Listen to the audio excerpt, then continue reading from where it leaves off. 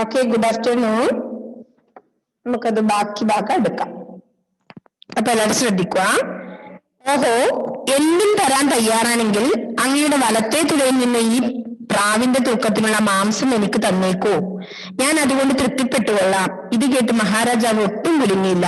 അദ്ദേഹം പ്രാവിനെ ഒരു ത്രാസിന്റെ തട്ടിൽ ഇരുത്തിയിട്ട് തന്റെ തുടയിലെ മാംസം മുറിച്ച് മറ്റേ തട്ടിലിട്ടു. പക്ഷെ തുടയിലെ മാംസം മുഴുവൻ മുറിച്ചിട്ടും പ്രാവിന്റെ തൂക്കത്തിന് സമമായില്ല. കാണികൾ അമ്പരന്നു. അവർ നെഞ്ചത്ത് കൈവച്ച് കരഞ്ഞു. അല്ലെ, എന്താ സംഭവിച്ചത്? മഹാരാജാവും വിട്ടുകൊടുത്തില്ല. നമ്മൾ കഴിഞ്ഞ ക്ലാസ് പഠിച്ചു അല്ലെ. അപ്പോ എന്താ പറഞ്ഞത്? ഓ, എന്തും തരാൻ തയ്യാറാണെങ്കിൽ, പരുന്ത് ചോദിക്കുകയാണ്, എന്ത് തരാൻ തയ്യാറാണെങ്കിൽ അങ്ങയുടെ വലത്തെ തുടയിൽ നിന്ന് ഈ പ്രാവിന്റെ തൂക്കത്തിലുള്ള മാംസം എനിക്ക് തന്നേക്കൂന്ന് ആര് പറഞ്ഞു? പരുന്ത് പറഞ്ഞു അല്ലെ. ഓക്കെ, അങ്ങനെ ഞാൻ അതുകൊണ്ട് തൃപ്തിപ്പെട്ടുകൊള്ളാം എന്ന് പറഞ്ഞു. ഇത് കേട്ട് മഹാരാജാവ് ഒട്ടും കുലുങ്ങിയില്ല.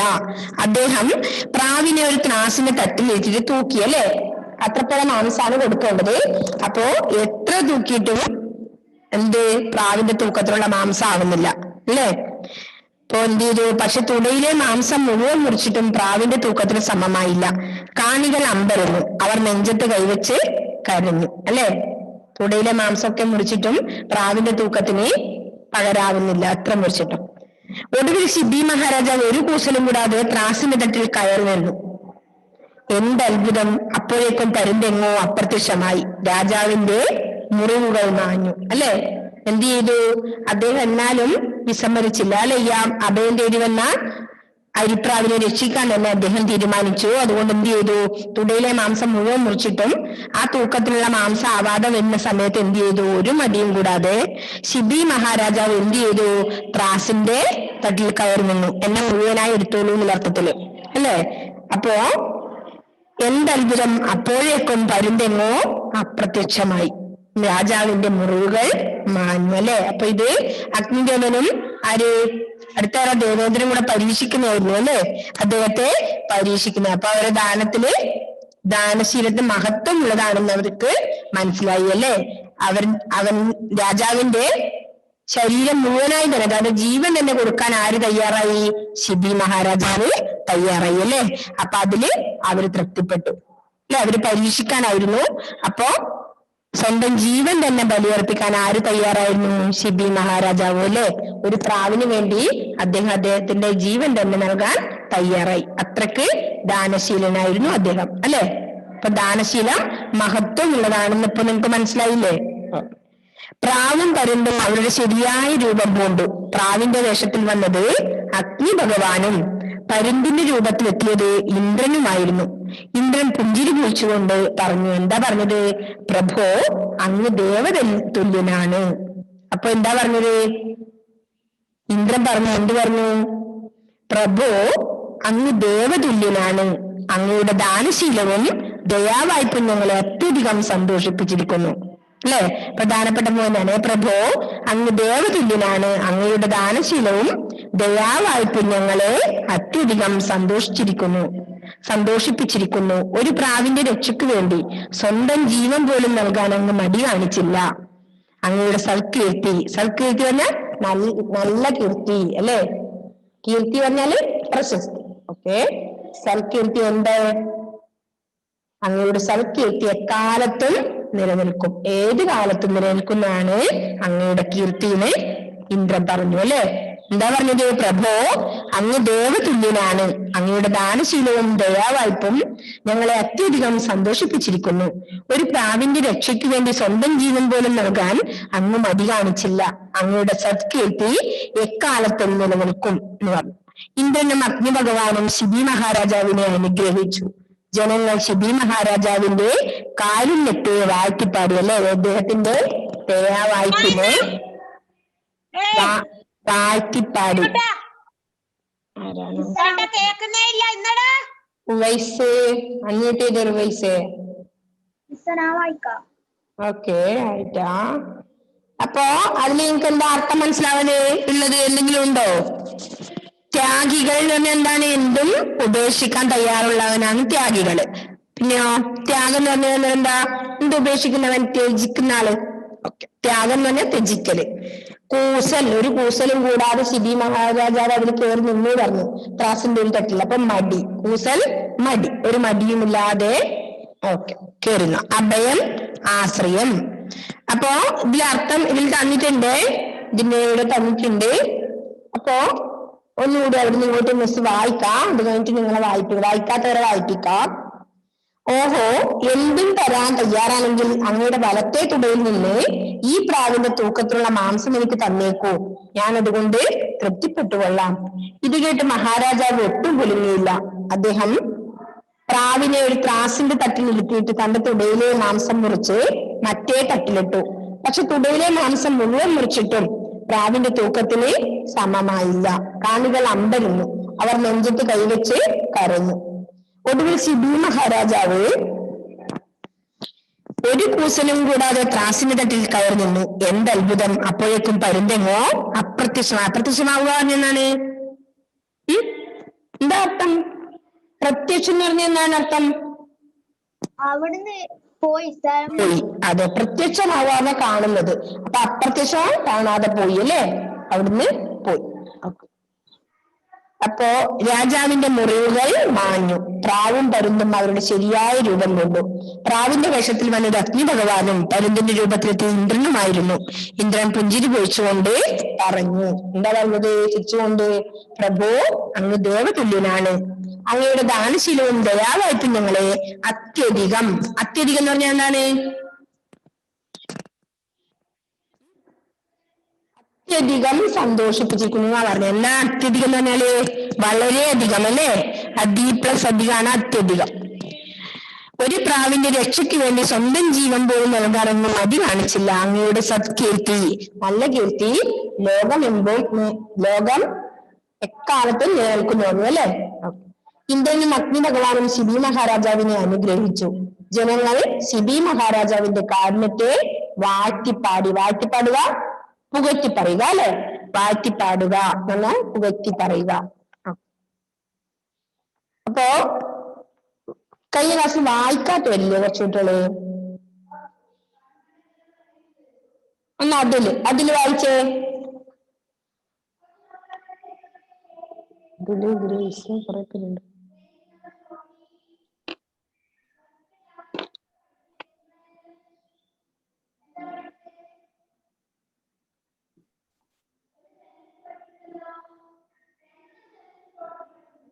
അതിലെ അൺമ്യൂട്ട് ചെയ്തിട്ട് വായിക്കേ. അവിടുന്ന് ഇങ്ങോട്ട് വായിച്ചാൽ മതി. ഇപ്പൊ എടുത്തത് ഓഹോ വായിക്കും.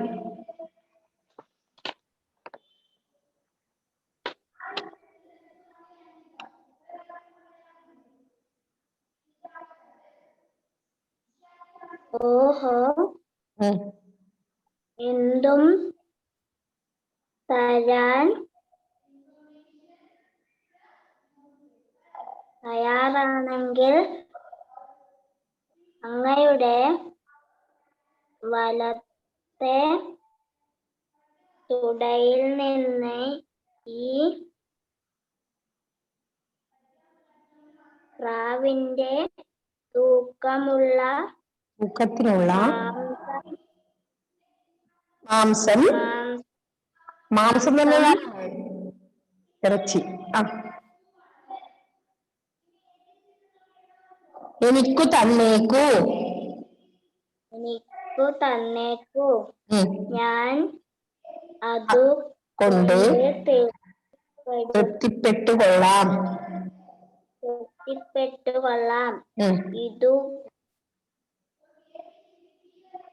ഇത്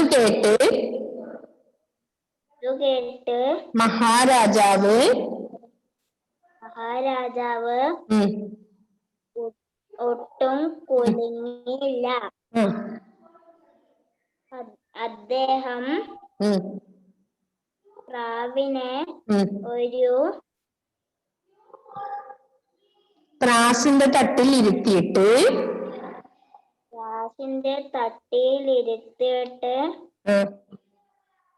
തന്റെ തുടയിലെ മാംസം മുറിച്ച് മുറിച്ച് മറ്റേ തട്ടിലിട്ടു. മുറിച്ച് മറ്റേ തട്ടിലിട്ടു. പക്ഷേ ഇവയിലെ മാംസം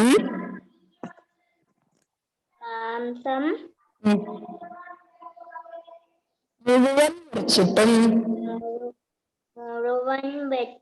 മുറിച്ചിട്ടിട്ടും പ്രാവിന്റെ തൂക്കത്തിന് സമമായില്ല. പ്രാവിന്റെ തൂക്കത്തിൽ സമമായില്ല. കാണികൾ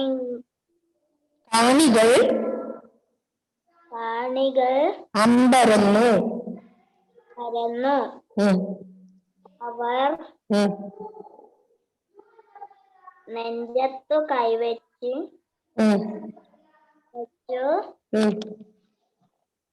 കരഞ്ഞു. അതിൽ ശ്രദ്ധിക്കണേ. ഇനി വായിക്കുമ്പോ ഒരാൾ വായിക്കട്ടെ. ഗ്രേസ് വായിച്ചേ.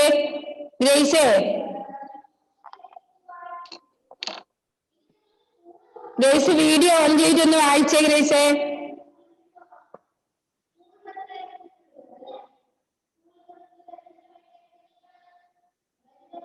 അവിടെ ഇല്ലേ? ഗ്രേസ് വായിച്ചോ. പാഠം 12. ദാനശീലന് മഹത്വം. ശിബി രാജാവു വലിയ ദാനശീലനും നിർമ്മാണുമായിരുന്നു. അദ്ദേഹത്തിന്റെ ദാനശീലത്തെ കുറിച്ചുള്ള കീർത്തി ലോകമെമ്പാടും പരന്നു. ഭൂമിയിൽ മാത്രമല്ല, സ്വർഗത്തിലും ശിബി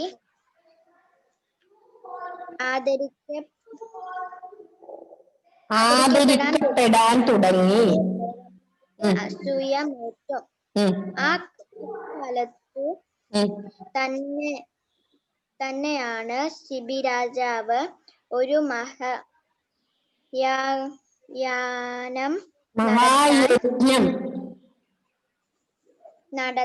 നടത്താൻ ഒരുമ്പെട്ടത്. യാനം പൂർത്തിയായാൽ അദ്ദേഹം ദേവന്മാരെക്കാൾ തേജസ്വിയായി ഇരുന്നുവെന്നും പലരും വിശ്വസിച്ചു.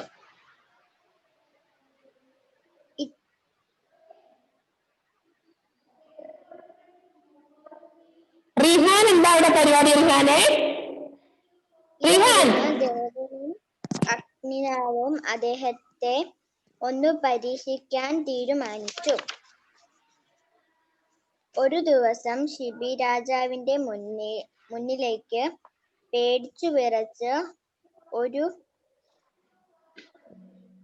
പ്രാവ് പറന്നു വന്നു. ഒരരിപ്രാവ് പറന്നു വന്നു. തൊട്ടു പിന്നാലെ ഒരു പരുന്തും ആഞ്ഞെത്തി. പ്രാവ് ദീനഭാവത്തിൽ പറഞ്ഞു, പ്രഭോ, അടിയനെ രക്ഷിക്കണം. അങ്ങയ്ക്കല്ലാതെ ആർക്കും എന്നെ രക്ഷിക്കാൻ സാധ്യമല്ല. ഞാൻ പറഞ്ഞു അവിടെ ഒരു സ്ഥലത്തിരിക്കണം. തടനിൽ പറന്നിരുന്നു. അദ്ദേഹം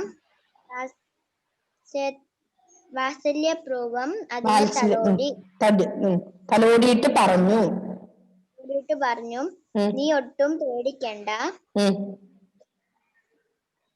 എന്ത് വന്നാലും നിന്നെ ഞാൻ രക്ഷിക്കാം. ഇത് കേട്ട പരുന്ത് കോപിച്ചു. പരുന്ത് രാജാവിനോട് തട്ടിക്കയറി, തിരുമേനി, ഇത് ശരിയല്ല. പ്രാവിന്റെ ഇരയാണ്. ഇതിനെ വേട്ടയാടി ഭക്ഷിക്കാൻ എനിക്ക് അവകാശമുണ്ട്. അതിനെ എനിക്ക് വിട്ടുതരണം. ഒരു ജീവിയുടെ വയറിപ്പിഴപ്പു മുടക്കുന്നതാണോ ദാനധർമ്മം? രാജധർമ്മം. പക്ഷെ രാജാവ് പ്രാവിനെ വിട്ടുകൊടുക്കാൻ തയ്യാറായില്ല. പരുന്തു പിന്നെയും പരാതി പറഞ്ഞു. ഇതിനെ തടഞ്ഞു വെച്ചാൽ ഞാൻ വിശപ്പ് കൊണ്ട് മരിക്കും.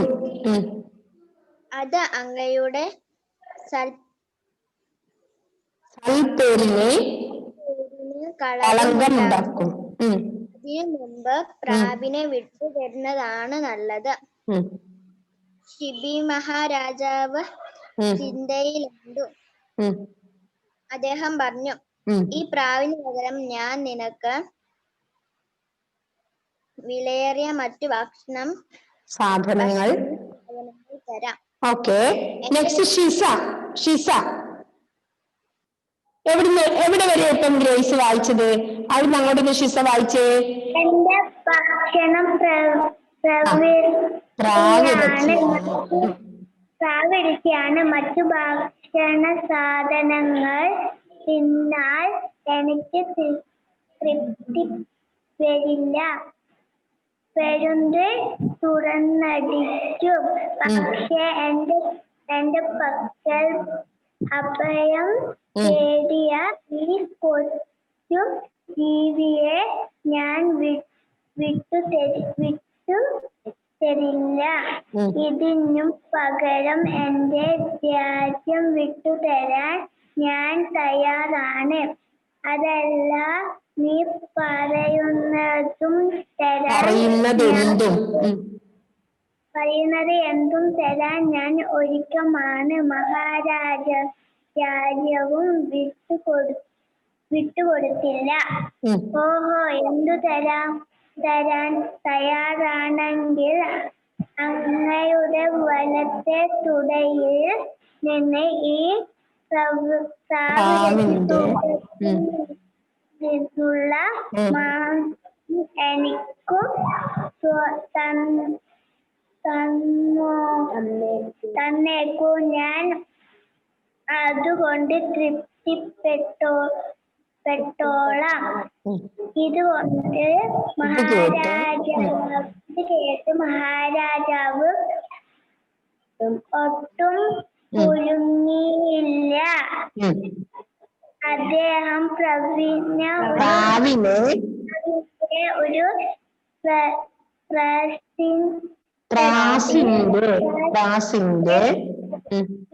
ഇരുത്തിയിട്ടു തന്റെ തുടയിൽ മാംസം മുറിച്ച് മറ്റേ തട്ടിലും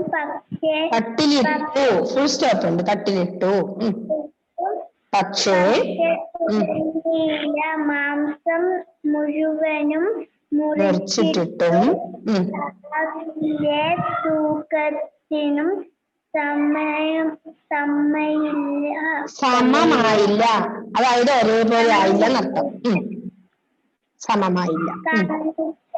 അപ്പോഴൊന്നും അവർ നെഞ്ചത്ത് കൈവച്ചു കരഞ്ഞു.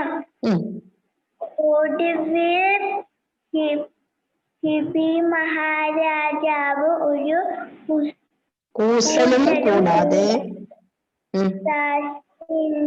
തട്ടയിൽ കയറി നിന്നു. എന്തത്ഭുതം!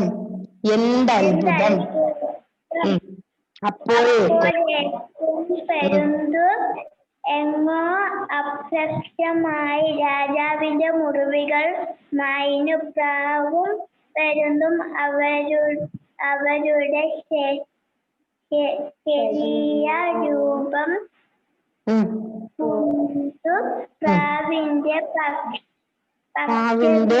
വേഷത്തിൽ വന്നത് അഗിബഗാവനും പരുന്തിന്റെ രൂപത്തിലായത് ഇന്ദ്രനുമായിരുന്നു. ഇന്ദ്രൻ പുഞ്ചിരി പൊഴിച്ചുകൊണ്ട് പറഞ്ഞു,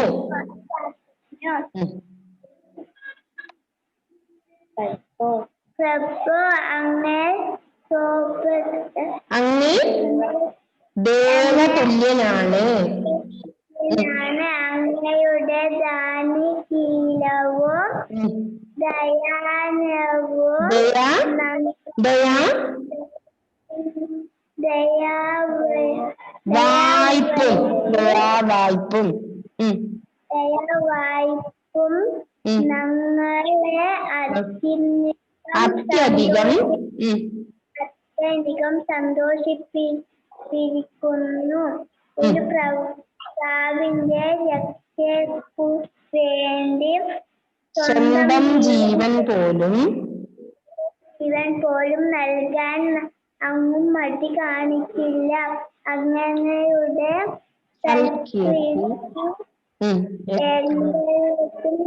എക്കാലത്തും എല്ലാ കാലത്തും അർത്ഥം.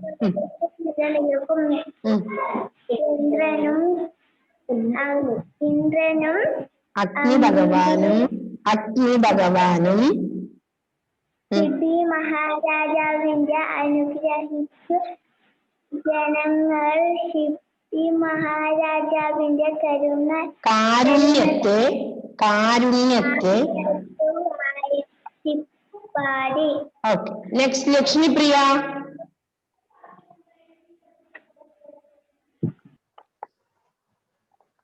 പാഠം 12. ദാനശീലന് മഹത്വം. ശിബി മഹാരാജാവ് വലിയ ദാനശീലനും നീതിമാനുമായിരുന്നു. അദ്ദേഹത്തിന്റെ ദാനശീലത്തെക്കുറിച്ചുള്ള കീർത്തി ലോകമെമ്പാടും പരന്നു. ഭൂമിയിൽ മാത്രമല്ല, സ്വർഗത്തിലും ശിബി ആദരിക്കപ്പെടാൻ തുടങ്ങി. ഇതോടെ ദേവന്മാർക്ക് അസൂയ മൂത്തു. അക്കാലത്ത് തന്നെയാണ് ശിബി മഹാരാജാവ് ഒരു മഹായജ്ഞം നടത്താൻ ഒരുമ്പെട്ടത്. യജ്ഞം പൂർത്തിയായാൽ അദ്ദേഹം ദേവന്മാരെക്കാൾ തേജസ്വിയായി തീരുമെന്ന് പലരും വിശ്വസിച്ചു. ഇതറിഞ്ഞ ദേവേന്ദ്രനും അഗ്നിഭഗവാനും അദ്ദേഹത്തെ ഒന്ന് പരീക്ഷിക്കാൻ തീരുമാനിച്ചു. ഒരു ദിവസം ശിബി മഹാരാജാവിന്റെ മുന്നിലേക്ക് പേടിച്ചു വിറച്ച ഒരരിപ്പിറാവ് പറന്നു വന്നു. തൊട്ടു പിന്നാലെ ഒരു പരുന്തും പാഞ്ഞെത്തി. പ്രാവ് ദീനഭാവത്തിൽ രാജാവിനോട് പറഞ്ഞു, പ്രഭോ, അടിയനെ രക്ഷിക്കണം. അങ്ങേക്കല്ലാതെ ആർക്കും എന്നെ രക്ഷിക്കാൻ സാധ്യമല്ല. പ്രാവ് അദ്ദേഹത്തിന്റെ കൈത്തണ്ടയിൽ പറന്നിരുന്നു. അദ്ദേഹം വാത്സല്യപൂർവ്വം അതിനെ തലോടിയിട്ട് പറഞ്ഞു, നീ ഒട്ടും പേടിക്കണ്ട, എന്തു വന്നാലും നിന്നെ ഞാൻ രക്ഷിക്കാം. ഇത് കേട്ട പരുന്ത് കോപിച്ചു. പരുന്ത് രാജാവിനോട് തട്ടിക്കയറി, തിരുമേനി, ഇത് ശരിയല്ല. പ്രാവ് എന്റെ ഇരയാണ്. ഇതിനെ വേട്ടയാടി ഭക്ഷിക്കാൻ എനിക്ക് അവകാശമുണ്ട്. അതിനെ എനിക്ക് വിട്ടുതരണം. ഒരു ജീവിയുടെ വയറ്റിപ്പിഴപ്പ് മുടക്കുന്നതാണോ രാജധർമ്മം? പക്ഷെ രാജാവ് പ്രാവിനെ വിട്ടുകൊടുക്കാൻ തയ്യാറായില്ല. പരുന്ത് പിന്നെയും പരാതി പറഞ്ഞു, ഇതിനെ തടഞ്ഞു വെച്ചാൽ ഞാൻ വിശപ്പ് കൊണ്ട് മരിക്കും. അത് അങ്ങയുടെ സൽപ്പേരിന് കളങ്കമുണ്ടാകും. അതിനു മുൻപ് പ്രാവിനെ വിട്ടുതരുന്നതാണ് നല്ലത്. ശിബി മഹാരാജാവ് ചിന്തയിലാണ്ടു. അദ്ദേഹം പറഞ്ഞു, ഈ പ്രാവിന് പകരം ഞാൻ നിനക്ക് വിലയേറിയ മറ്റു ഭക്ഷണ സാധനങ്ങൾ തരാം. എന്റെ ഭക്ഷണം പ്രാവിറച്ചിയാണ്. മറ്റു ഭക്ഷണ സാധനങ്ങൾ തിന്നാൽ എനിക്ക് തൃപ്തി വരില്ല. പരുന്ത് തുറന്നടിച്ചു.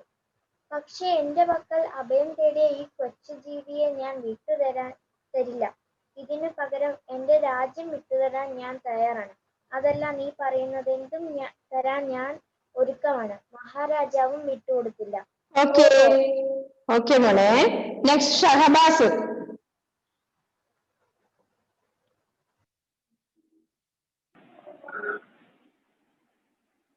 ഓ, എന്തു തരാൻ തയ്യാറാണെങ്കിൽ അങ്ങയുടെ വലത്തെ തുടയിൽ നിന്ന് ഈ പ്രാവിന്റെ തൂക്കത്തിനുള്ള മാംസം എനിക്ക് തന്നേക്കൂ. ഞാൻ അത് കൊണ്ട് തൃപ്തിപ്പെട്ടുകൊള്ളാം. ഇത് കേട്ട് മഹാരാജാവ് ഒട്ടും കുലുങ്ങിയില്ല. അദ്ദേഹം പ്രാവിനെ ഒരു തട്ടിൽ ഇരുത്തിയിട്ട് തന്റെ തുടയിലെ മാംസം മുറിച്ച് മറ്റേ തട്ടിലിട്ടു. പക്ഷേ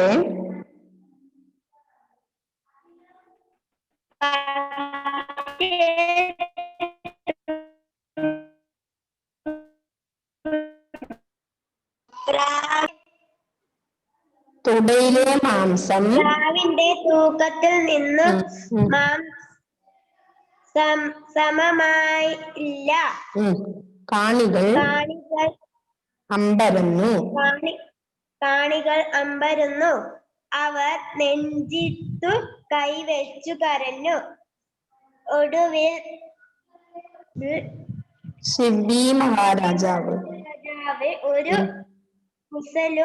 കൂസലും കൂടാതെ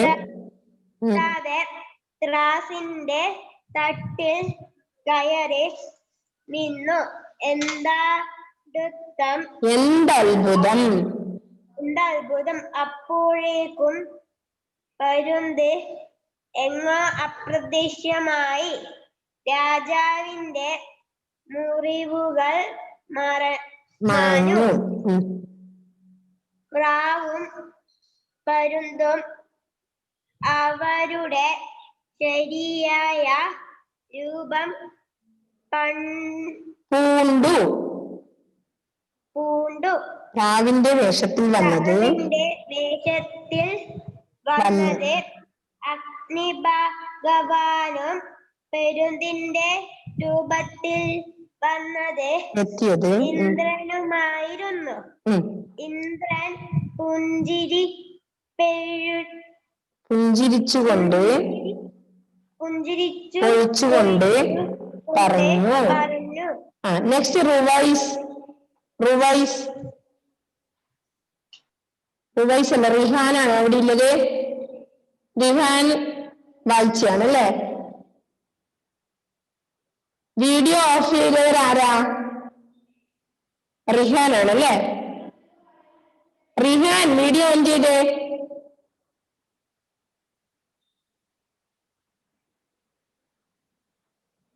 റിഹാന് കേൾക്കുന്നില്ലേ?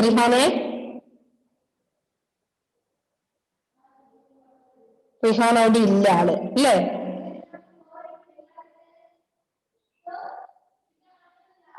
റിഹാൻ കേൾക്കുന്നുണ്ടോ? എന്നാ വായിച്ചേ. ഇപ്പൊ വായിച്ചു നിർത്തിയതിന്റെ ബാക്കി വായിച്ചേ. നീ വായിച്ചു. നീ ഇത് ഇവിടെ എല്ലാം നിനക്ക് മനസ്സിലായി. അതുകൊണ്ടാണ് എന്നോട് വായിക്കാൻ പറഞ്ഞത്. ഇപ്പം ഷഹബാസ് ബാക്കിയുടെ വായിച്ചതിന്റെ ബാലൻസ് വായിച്ചേ. എമ്മാ നീ എവിടെയായിരുന്നു? ഞാനായിരുന്നു നിനക്ക് പറഞ്ഞു തരേണ്ടത്. അതുകൊണ്ട് നീ ഇവിടെ ശ്രദ്ധിച്ചില്ല എന്നർത്ഥം. ഇപ്പൊ എവിടെ വരെയാണ് വായിച്ചു നിർത്തിയത്? പിന്നെന്തിനാ നീ ക്ലാസ്സിൽ ഇരിക്കുന്നേ? വീഡിയോ ഓൺ ചെയ്.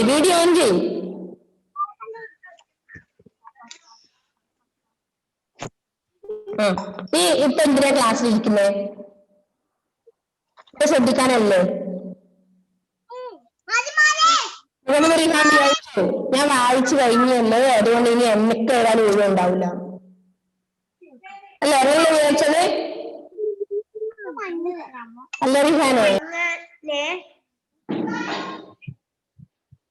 ഞങ്ങളെ അത്യധികം സന്തോഷിപ്പിച്ചിരിക്കുന്നു. ഒരു പ്രാവിന്റെ രക്ഷയ്ക്കു വേണ്ടി സ്വന്തം ജീവൻ പോലും നൽകാൻ അങ്ങ് മടി കാണിച്ചില്ല. അങ്ങയുടെ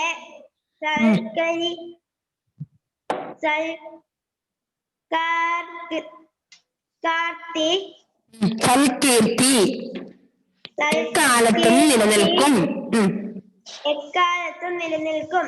ഇന്ദ്രനും ഭഗവാനും ശിബി മഹാരാജാവിനെ അനുഗ്രഹിച്ചു. ജനങ്ങൾ ശിബി മഹാരാജാവിന്റെ കാരുണ്യത്തെ വാഴ്ത്തിപ്പാടി. ഓക്കെ, ഈ ലാസ്റ്റ് പാരഗ്രാഫായിരുന്നു ഷഹബാസ് വായിച്ചു നിർത്തി റിഹാനോട് ചോദിച്ചത്. റിഹാൻ അവിടെ ഉണ്ടായിരുന്നില്ല, നിനക്ക് കൃത്യമായ ബോധ്യം ഉണ്ടായിരുന്നു. റിഹാനെ അവനാണ് വിളിച്ചത്. ഓക്കെ, ഇപ്പൊ നെക്സ്റ്റ് പദങ്ങളുടെ അർത്ഥാണ്. എല്ലാരും ശ്രദ്ധിക്കുക. ദാനശീലർ, ദാനം ചെയ്യുന്നത് സ്വഭാവമായിട്ടുള്ളവർ. യജ്ഞം, യാഗം. തേജസ്വി, പ്രകാശമുള്ളവൻ അല്ലെങ്കിൽ ചൈതന്യമുള്ളവൻ. തേജസ്, പ്രകാശം. ദീനഭാവം, ദയനീയമായ ഭാവം, കണ്ടാൽ ദുഃഖം തോന്നുന്ന അവസ്ഥ എന്നർത്ഥം. നെക്സ്റ്റ് സൽപേര്, നല്ല പേര്. സൽകീർത്തി, നല്ല പ്രസിദ്ധി. അഭയം, ആശ്രയം. ത്യാഗികൾ, എന്തും ഉപേക്ഷിക്കാൻ തയ്യാറുള്ളവർ. കൂസൽ, മടി. ത്യാഗം, ത്യജിക്കൽ അല്ലെങ്കിൽ ഉപേക്ഷിക്കൽ. വിപരീത പദങ്ങൾ നിങ്ങൾ പാഠത്തിന്റെ പേര് എഴുതിയിട്ട് അർത്ഥം എഴുതണം. ആദ്യത്തത്. രണ്ടാമത് എന്താണ്? വിപരീത പദങ്ങൾ എഴുതുക. സൽപേര്, സൽപേര് പറഞ്ഞ നല്ല പേര്. ദുഷ്പേര് അതിന്റെ ഓപ്പോസിറ്റ് അല്ലെ. ഓക്കെ. തൃപ്തി, അതൃപ്തി. അപ്രത്യക്ഷം, പ്രത്യക്ഷം. പ്രത്യക്ഷം തന്നെ കാണാൻ പറ്റുന്നത്, അപ്രത്യക്ഷം കാണാൻ പറ്റാത്തത്. വിജയം, പരാജയം അല്ലെ. വിജയത്തിന്റെ ഓപ്പോസിറ്റ് നിങ്ങൾക്ക് അറിയില്ല, പരാജയം. നെക്സ്റ്റ് പര്യായ പദങ്ങളാണ്. യജ്ഞം, യാഗം, മേധം, ക്രതം. നെക്സ്റ്റ് കീർത്തി, പ്രശസ്തി, പുകൾ, ഖ്യാതി. പ്രശസ്തി, പുകൾ, ഖ്യാതി. പിന്നെ പിരിച്ചെഴുതുകയാണ്. പിരിച്ചെഴുതുക.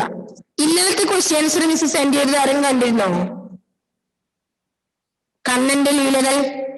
ഓക്കെ. എത്ര പേര് അത് എഴുതിയെടുത്തു? കുഞ്ഞാ ഗ്രേസ് എഴുതിയില്ലേ? ഗ്രേസ് എഴുതിയില്ലേ? കണ്ടില്ലേ ഇത്? റിഹാന എഴുതിയോ? റിഹാനെ, ലക്ഷ്മിപ്രിയ കണ്ടില്ലേ? ഓക്കെ, എഴുതിയെടുത്തു അല്ലെ. അപ്പൊ ബാക്കിയുള്ളവർ എന്തായാലും ഇന്ന് തന്നെ എഴുതിയെടുക്കുക. ആകെ 2-3 ക്വസ്റ്റ്യൻസ് എഴുതും അതില്. പിന്നെ നിങ്ങൾ എന്ത് ചെയ്യണം? അർത്ഥവും ഇതൊക്കെ നിങ്ങൾ എഴുതിയിട്ടില്ലേ? എഴുതിയതിനു ശേഷം ക്വസ്റ്റ്യൻസ് എഴുതുക. ഓക്കെ. പിരിച്ചെഴുതുക. അതില് അങ്ങേക്കല്ലാതെ, അങ്ങേക്ക് പ്ലസ് അല്ലാതെ, അത് അവിടെ ഉണ്ട്. നെക്സ്റ്റ് കൈത്തണ്ട. എങ്ങനെ എഴുതണം? പിരിച്ചെഴുതണം. കൈ പ്ലസ് തണ്ട. ഇത്ത വേണ്ട. ഓക്കെ, മനസ്സിലായില്ലേ? കൈ പ്ലസ് തണ്ട, കൈത്തണ്ട. ഓക്കെ. ഇത് ഞാൻ ക്വസ്റ്റ്യൻസിന്റെ കൂടെ എഴുതി സെൻഡ് ചെയ്ത് തരാം, ടെൻഷൻ ആവണ്ട. കളങ്കം ഉണ്ടാക്കും. കളങ്കം പ്ലസ് ഉണ്ടാക്കും, കളങ്കം ഉണ്ടാക്കും. പറയുന്നത് എന്തും, പറയുന്നത് പ്ലസ് എന്തും. ശരിയായ, ശരി പ്ലസ് ആയ. അത്യധികം, അതി പ്ലസ് അധികം അല്ലെ. അതി പ്ലസ് അധികം, അത്യധികം. സൽകീർത്തി, സത് പ്ലസ് കീർത്തി. ചേർത്തെഴുതുക. പാഞ്ഞി പ്ലസ് എത്തി, പാഞ്ഞെത്തി. തലോടി പ്ലസ് കൊണ്ട്, തലോടിക്കൊണ്ട്, കവണം. വേട്ട പ്ലസ് ആടി, വേട്ടയാടി. വില പ്ലസ് ഏറിയ, വിലയേറിയ. സൽ പ്ലസ് കീർത്തി, സത്കീർത്തി. കീർത്തി പ്ലസ് ഉണ്ടാകൂ, കീർത്തി ഉണ്ടാകും. അത്രയാണ് നമുക്ക് എഴുതാറുള്ളത്. അതിന്റെ കൂടെ ഞാൻ ഏതായാലും പിരിച്ചെഴുതുകയും ചേർത്തെഴുതുകയും ബാക്കിയിട്ട് പ്രയോഗിക്കേണ്ടതുണ്ട്. നെക്സ്റ്റ് ചോദ്യങ്ങൾക്ക് ഉത്തരം കണ്ടെത്തുകയും ഉണ്ട്. അപ്പൊ അത് നമുക്ക് ബാക്കിയിട്ട് പ്രയോഗിക്കുകയും ചോദ്യങ്ങൾക്ക് ഉത്തരം കണ്ടെത്തുക എന്നുള്ളതും അടുത്ത ക്ലാസ്സിൽ നമുക്ക് ചെയ്യാം. നമ്മുടെ ടൈം കഴിയാറായി. Okay, bye. അപ്പൊ എന്ത് ചെയ്യണം? പാഠം നല്ലപോലെ വായിക്കണം. 2-3 തവണ വായിക്കണം. വായിക്കാൻ പറ്റാത്ത കുറച്ച് കുട്ടികളുണ്ട്, അവർ നല്ലപോലെ വായിക്കുക. അപ്പോ വായിക്കാൻ പറ്റും. ഓക്കെ, തപ്പിത്തടയുന്നത് ഒഴിവാക്കാം. അവരുടെ ഒഴിവായി തോന്നുന്നു മാസം അല്ലെ, പുറത്തു പോയി തോന്നുന്നു. Okay, by. നെക്സ്റ്റ് ക്ലാസ് കാണാം കേട്ടോ. ബൈ.